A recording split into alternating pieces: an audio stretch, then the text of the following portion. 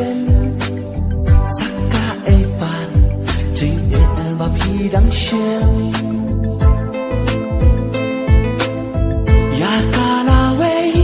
jing ye yana ya phi ha du ba kun